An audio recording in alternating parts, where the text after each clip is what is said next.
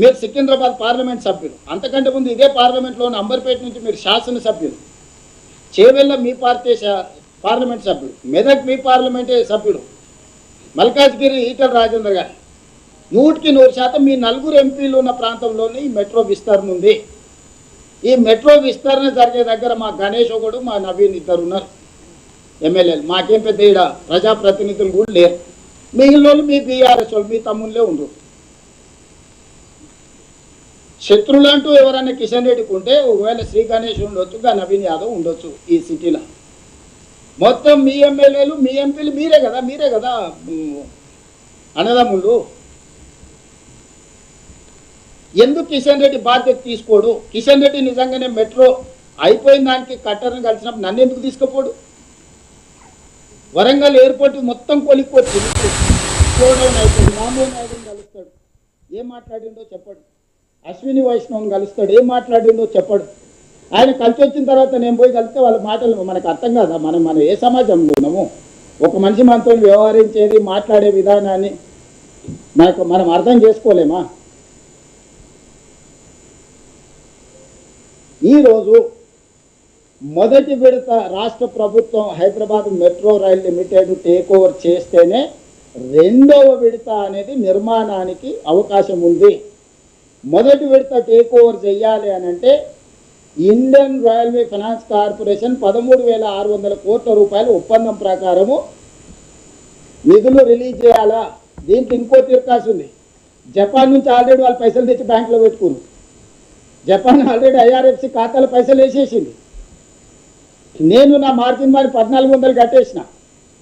ఇప్పుడు అది ఆగిందంటే కేంద్ర ప్రభుత్వానికి కూడా భారం. జపాన్కి అయితే ఇంట్రెస్ట్ కట్టాలి కదా. నువ్వు కస్టమర్కి ఇచ్చినవో ఇయ్యలేదో నీ ఖాతాలో ఆల్రెడీ వేసేసింది జపాన్. ఇప్పుడు జపాన్కి ఏమి ఇంట్రెస్ట్ ఎట్టకెళ్ళి కడతాడు? ఇప్పుడు తిరకాసు మాట్లాడదామంటే కిషన్ రెడ్డి గారు సమయం ఇయ్యారు. మేము లేనప్పుడు వెళ్ళి కలిసి మొత్తం మాట్లాడు. నిన్న కూడా కిషన్ రెడ్డి గారు మళ్ళీ అబద్ధాలు చెప్తున్నాడు. కేంద్ర ప్రభుత్వం ఆల్రెడీ 50% ఒప్పుకున్నది నిజమైతే కాగితం ఎక్కడుందో చూపింది. ఐఆర్ఎఫ్సి లోన్ ఎందుకు విడుదల చేస్తుందో ఏదో సమాధానం చెప్పండి. గతంలో రాష్ట్ర ప్రభుత్వం గ్యారెంటీ ఇస్తే లోన్లు వచ్చేది. ఐఆర్ఎఫ్సి మాకేం కండిషన్ పెట్టింది తెలుసా? రాష్ట్ర ప్రభుత్వమే అంటే యాక్చువల్గా తీసుకుంటున్న సంస్థ సంతకాలు పెడితే వాళ్ళకి ఇవ్వచ్చు. ఆ సంస్థ ఒకవేళ డిఫాల్ట్ అయితే మీరు ఏం చేస్తారంటే మా రాష్ట్ర ప్రభుత్వం కట్టదని ఒప్పందం ఇచ్చినాం.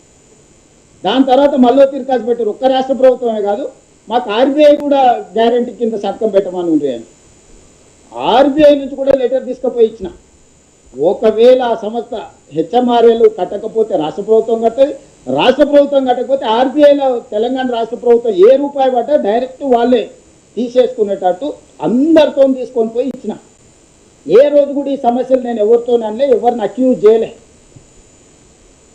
ఇప్పటివరకు దేశంలో ఏ లోను కూడా తీసుకున్న కార్పొరేషన్ గ్యారంటీ కింద ఉంటుంది, లేకపోతే రాష్ట్ర ప్రభుత్వం కౌంటర్ గ్యారంటీ ఇస్తుంది. ఇక్కడ నాకు రిజర్వ్ బ్యాంకును కూడా నేను రిజర్వ్ బ్యాంకు నుంచి ఆ సంస్థ ఫెయిల్ అయితే రాష్ట్ర ప్రభుత్వం కూడా ఫెయిల్ అయితే రిజర్వ్ బ్యాంకులో మీ పేరు మీద ఏ రూపాయన్నా నేనే తీసుకుంటా అంటే రిజర్వ్ బ్యాంకును కూడా ఒప్పించి ఆ లెటర్ కూడా తీసుకుపోయి ఇచ్చిన.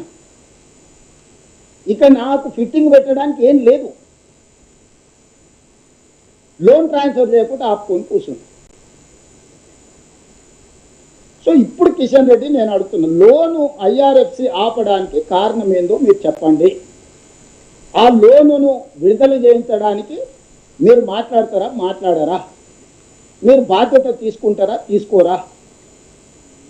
రెండవ విడతకు భారత ప్రభుత్వం 50% భాగస్వామిగా నిర్మాణానికి ముందుకు వస్తుందా, లేకపోతే ఆ రెండో విడత కూడా మేమే మా డబ్బులతో కట్టుకోవడానికి మీరు ఎన్ఓసి ఇస్తారా?